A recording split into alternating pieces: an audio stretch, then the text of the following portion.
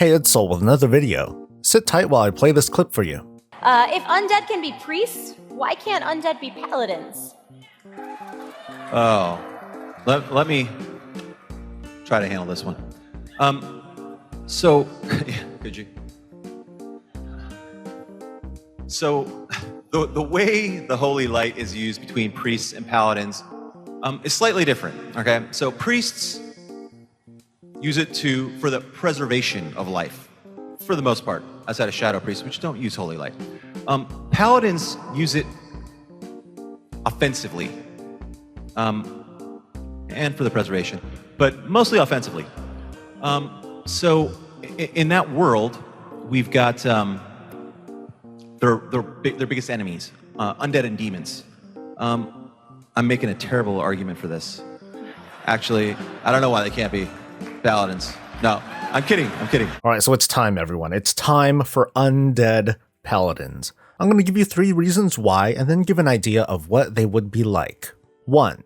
The light will not outright kill the undead. A common argument against undead paladins is that their bodies will suffer under the effects of being exposed to the light. Priests, we could say, call upon the light to heal. Meanwhile, paladins channel the light and let it course through their bodies to enhance their prowess or something to that nature. There are numerous written accounts of how the light affects the Forsaken, but the latest reference comes from the Before the Storm book, where the light does heal Forsaken, but it doesn't feel very pleasant, it says. A Forsaken Paladin, if we are right about the light running through their bodies, would most likely feel worse. But would it kill them? From a gameplay standpoint, Death Knights and Forsaken tanks, they would pretty much die from the exposure to the light, but for practical reasons, they do not. The idea of the light coursing through a Forsaken Paladin and it feeling harmful, it is an interesting thought, and I'm going to expand on that later. Reason 2. The light is not as restrictive as one would think. Early on, the light was referred to as the Holy Light, giving it that specific characteristic. As time passed though, and more Paladin orders came to be, the concept of the light is still considered holy by some, but to others it's more like a primal force that's wielded like any other. However, the light is kind of finicky. We've seen references that the light will answer those who are pure of heart and good-natured, but we've also seen that not everyone who uses the light is not all that great, or even expected. The strength of wielding the light seems to depend on the user's faith or devotion, maybe even their servitude to the light itself.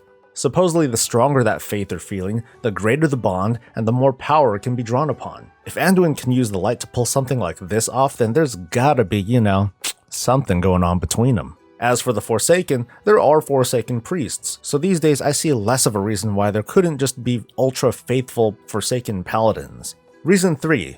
There's an existing Undead Paladin. Sir Ziliek is one of the 4 horsemen in Naxxramas. Like, holy smokes. Not only is Ziliek an Undead Paladin, but one who fights for the Scourge. He's proof that Undead Paladins can exist. Not only that, but while this didn't make it out of the Legion Alpha, Ziliek's model was updated to reflect a possible reappearance. This totally fits with the premise that even if you're under the sway of the Lich King, faith in the light and a bit of fortitude will let you achieve your life and death-long dreams. So with all that said, how would it work for the Forsaken?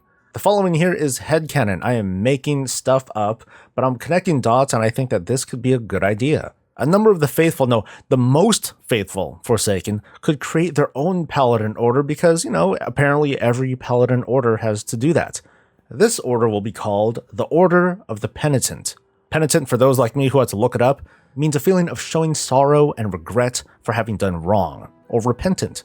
From a roleplay standpoint, this fits really, really well for the Forsaken. This is an order of paladins who may have been paladins in their former lives, who for their own reasons have let guilt follow them beyond death. Or they don't have to be paladins, they can be priests that converted to paladins or those who just wanted to follow the light. What's more interesting is if this order also includes Forsaken who walk this path as a form of self-punishment. They willingly serve the light in death, for the misdeeds they carried out while living, or while acting under the sway of the Lich King, or Garrosh, or Sylvanas, or whoever. This could even work under the premise of there being undead joining the Alliance ranks. Now how the heck would that be possible?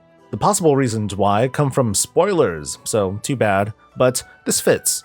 This Order of the Penitents truly is a group who willingly took up the light, knowing that it would harm them. so that every time they wield the light, it's both a reward for their faith and a painful reminder of a past that they can overcome but never forget. So Alex, can I call you Alex, Araf, Rafi, whatever? Here's the story that you were looking for. Get Christy Golden on it right now, and if this really does become a thing, I request that one of the first members of the Order of the Penitent be named something like Soul or Bob or whatever. So that's all for today. I thought this would be a fun thing to feature with all this new lore that we're starting to see in the Before the Storm book and the Battle for Azeroth expansion, so let's see what happens. If you agree or disagree with my points, feel free to leave a comment below and we'll spar over it. That's fun. Otherwise, please like and subscribe to support the channel so I can give you more of this and all things Warcraft. I'll see you in the next video. Until then, stay safe, stay happy, and stay breezy.